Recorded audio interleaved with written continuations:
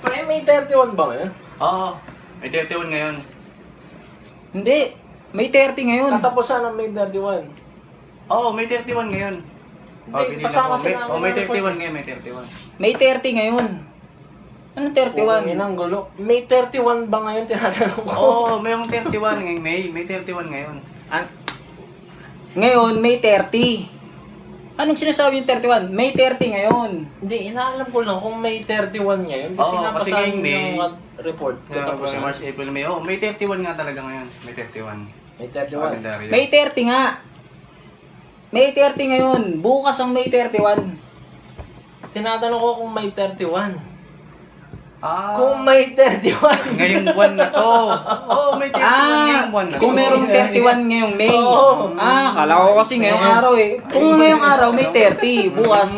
Oo, merong May 31, tol. May 31. Oo, merong 31, tol.